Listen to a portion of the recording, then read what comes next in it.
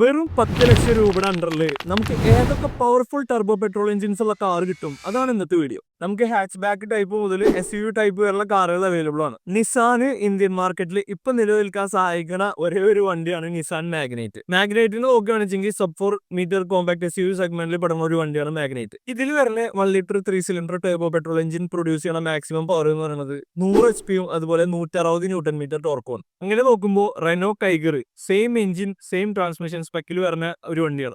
സ്വാഭാവികമായിട്ട് നിസാൻ ഒരു വണ്ടി ഇറക്കുകയാണെങ്കിൽ അപ്പുറത്ത് റെനോ അതേ സ്പെക്കിൽ വണ്ടി ഇറക്കും. അങ്ങനെ മാഗ്നൈറ്റിന്റെ ഒരു ബ്രദർ എന്ന് പറയാൻ പറ്റിയ വണ്ടിയാണ് റെനോ കൈഗർ. അതിലും വരുന്നത് സെയിം എഞ്ചിനാണ്, സെയിം പവർ ഔട്ട്പുട്ട്സ് ആണ്. 100 HP 160 ന്യൂട്ടൺ മീറ്റർ ടോർക്ക്. നമുക്ക് കുറച്ചു കാലം മുന്നേ ബലേനോയിലൊക്കെ ഒരു ടർബോ പെട്രോൾ എഞ്ചിന് കിട്ടിയിരുന്നു. പക്ഷെ അതിപ്പോ ഇല്ല. പകരം ഇപ്പോൾ മാരുതി സുസുക്കി നമുക്ക് റീസെന്റ് ആയിട്ട് ഇറക്കിയ ഒരു വണ്ടിയാണ് ഫ്രോങ്സ്. ഇപ്പൊ ഞാൻ ഓടിച്ചുകൊണ്ടിരിക്കുന്നതും ഫ്രോങ്സ് ആണ്. ഇതിൽ നമുക്ക് ഒരു 1 litre turbo petrol engine available ആണ്. അതൊരു 3 സിലിണ്ടർ യൂണിറ്റ് ആണ്. Producing 100 HP and 148 newton metre of torque. അതും അത്യാവശ്യം നല്ല പെർഫോമൻസ് ഉള്ള ഒരു മോഡേൺ ലുക്കിംഗ് ഡിസൈൻ ആയിട്ടുള്ള ഒരു കാറാണ്. ഇപ്പോൾ ഓടിച്ചുകൊണ്ടിരിക്കുന്നത് ടർബോ അല്ല. ഞാൻ ഇതുപോലെ ടർബോ ബുക്ക് ചെയ്തിട്ട് ക്യാൻസൽ ചെയ്തിട്ട് 1.2 എടുത്ത ആളാണ്. പിന്നെ വേറെ കുറെ റീസൺ ഉണ്ട്. ഇപ്പൊ ഈ പറയാൻ പോകുന്ന എല്ലാ കോമ്പറ്റീറ്റേഴ്സ് വണ്ടി ഞാൻ ടെസ്റ്റ് ഡ്രൈവ് ചെയ്ത ഒരാളാണ്. എന്തുകൊണ്ടാണ് ഫ്രോങ്സിലേക്ക് വന്നതെന്നുള്ളൊരു വീഡിയോ നമ്മുടെ ചാനലിൽ വരുന്നുണ്ട്. അപ്പോൾ നിങ്ങൾ എന്തായാലും ചാനൽ സബ്സ്ക്രൈബ് ചെയ്യുക. സെഗ്മെന്റിൽ വെച്ച് ഒരു ക്രോസ് ഓവർ വണ്ടി വേണമെന്ന് നിങ്ങൾ ആഗ്രഹിക്കുന്നുണ്ടെങ്കിൽ നിങ്ങൾക്ക് ഇപ്പോൾ ഉള്ള അവൈലബിൾ ആയിട്ടുള്ള ഒരു ഓപ്ഷൻ എന്ന് പറയുന്നത് ഫ്രോങ്സ് ആണ്. ശരിക്കും പറഞ്ഞാൽ ഈ സബ് 4 മീറ്റർ കോമ്പാക്ട് SUV എന്ന് വിളിക്കുന്ന സാധനങ്ങൾക്ക് ഒരു ക്രോസ് ഓവേഴ്സ് ആണ്. പക്ഷേ നമ്മൾ ഇന്ത്യയിൽ ഇതൊക്കെ മാർക്കറ്റ് ചെയ്യുന്ന SUV എന്നുള്ള ടേമിലാണ്. അപ്പോൾ നിങ്ങളുടെ മനസ്സിൽ ഒരു ഹാച്ച് ബാക്കും അല്ലെങ്കിൽ SUV അല്ലാത്തൊരു ടൈപ്പ് വണ്ടി ക്രോസ് ഓവർ ആണ് വേണ്ടതെന്നുണ്ടെങ്കിൽ നിങ്ങൾക്ക് ഇപ്പോൾ ഫ്രോങ്സ് മാത്രമാണ് അവൈലബിൾ ആയിട്ട്. ഇനി നമുക്ക് ഹ്യുണ്ടൈക്ക് വരികയാണെങ്കിൽ നമുക്ക് ആകെ വാങ്ങിക്കാൻ പറ്റുന്ന ഒരു ഓപ്ഷൻ എന്ന് പറയുന്നത് i20 N-Line ആണ്. റീസെന്റ് ആയിട്ട് i20 വേരിയൻസിൽ മീൻസ് എറ മാഗ്ന സ്പോർട്സ് എന്നൊക്കെ പറഞ്ഞിട്ട് i20 N-Line അല്ലാണ്ട് ഒരു തനിയെ സെപ്പറേറ്റ് വേരിയൻസ് ഉണ്ട്. അതിലും നമുക്ക് ടർബോ പെട്രോൾ എഞ്ചിൻസ് അവൈലബിൾ ആയിരുന്നു. ഇപ്പോൾ അതിൽ നിന്ന് ഡിസ്കണ്ടിന്യൂ ചെയ്ത് ഇപ്പോൾ നമുക്ക് ടർബോ പെട്രോൾ എഞ്ചിൻ ആകെ i20 N-Line എന്നുള്ള വേരിയൻസിൽ മാത്രം കിട്ടുള്ളൂ. i20 N-Line തന്നെ 2 വേരിയന്റ് ഉണ്ട്, N6 N8.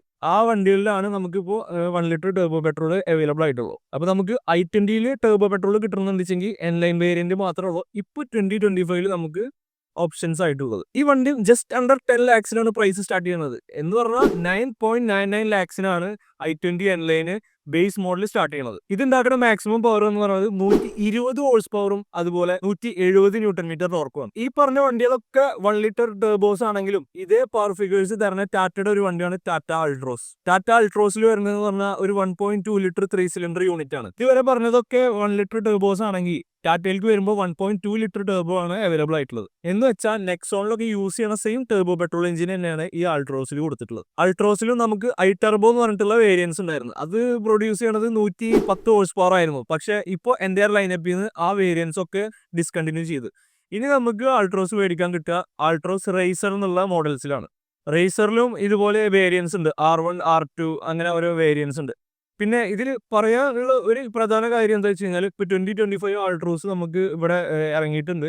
അപ്പോൾ അതിൽ ഇനി നോർമൽ അൾട്രോസ് വേരിയൻസിൽ ടർബോ പെട്രോൾ കൊടുക്കുമെന്നറിയില്ല. ഇപ്പോൾ റീസെന്റ് ആയിട്ടുള്ള ഇൻഫോർമേഷൻസ് വെച്ചിട്ട് നമുക്ക് റേസർ വേരിയൻസിൽ മാത്രമേ ഉള്ളൂ അൾട്രോസ് ടർബോ പെട്രോൾ അവൈലബിൾ ആയിട്ടുള്ളത്. അൾട്രോസിന്റെ എഞ്ചിൻ പ്രൊഡ്യൂസ് ചെയ്യുന്നത് 120 SP അതുപോലെ 172 ന്യൂട്ടൺ മീറ്റർ ടോർക്കുമാണ്. ഇനി ഹ്യുണ്ടൈയുടെ ലൈനപ്പിൽ അടുത്ത ടർബോ പെട്രോൾ എഞ്ചിൻ ഉള്ള വണ്ടിയാണ് ഹ്യുണ്ടൈ വെന്യൂ. നമുക്കറിയാം i20 അതുപോലെ കറക്റ്റടി ഇടയിൽ നിൽക്കുന്ന ഒരു വണ്ടിയാണ് വെന്യൂ.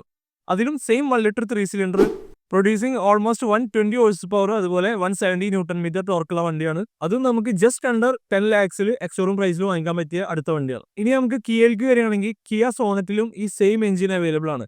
അപ്പോൾ നമ്മൾ പറഞ്ഞ i20 അതുപോലെ വെന്യൂലും കിയ സോണറ്റിലും ഈ സെയിം പവർ ഫിഗേഴ്സ് ഉള്ള വണ്ടിയാണ് നമുക്ക് അവൈലബിൾ ആയിട്ടുള്ളത്. ഫീച്ചർ റിച്ചർ ആയിട്ടുള്ള ഒരു കോമ്പാക്ട് SUV വേണം, അതും സബ് 4 മീറ്റർ കോമ്പാക്ട് SUV വേണം എന്നുള്ളവർക്ക് എന്തുകൊണ്ടും സെലക്ട് ചെയ്യാൻ പറ്റിയ ഒരു വണ്ടിയാണ് കിയ സോണറ്റ്. അതുപോലെ കിയയുടെ പുതിയ ഒരു വണ്ടിയാണ് കിയ സിറോസ്. അതിലും നമുക്ക് ഈ 1 litre 3 cylinder turbo petrol engine available ആണ്. അപ്പോൾ ഈ വണ്ടികൾ എന്നൊക്കെ പറയുന്നത് നമുക്ക് അണ്ടർ 10 ലാക്സിൽ വാങ്ങിക്കാൻ കിട്ടുന്ന വണ്ടികളാണ്. നിങ്ങളുടെ ബഡ്ജറ്റ് ഒരു 10 to 10.5 ലാക്സ് ആണ് എക്സോറൂം പ്രൈസ് നിങ്ങൾ എക്സ്പെക്ട് ചെയ്യണത്. മാത്രമല്ല അതിൽ കുറേ ഫീച്ചേഴ്സ് ഒന്നും ആവശ്യമില്ല. പക്ഷെ ഒരു ഡ്രൈവിംഗ് എന്തൂസിയാസ്റ്റിക് ആയിട്ടുള്ള വണ്ടിയാണ്. ടർബോ പെട്രോൾ എഞ്ചിൻസ് വേണമെന്ന് താല്പര്യപ്പെടുന്ന ആൾക്കാർക്ക് പറ്റിയ വണ്ടികളാണ് ഈ പ്രൈസ് റേഞ്ചിലുള്ള ഈ പറഞ്ഞ വണ്ടികളൊക്കെ.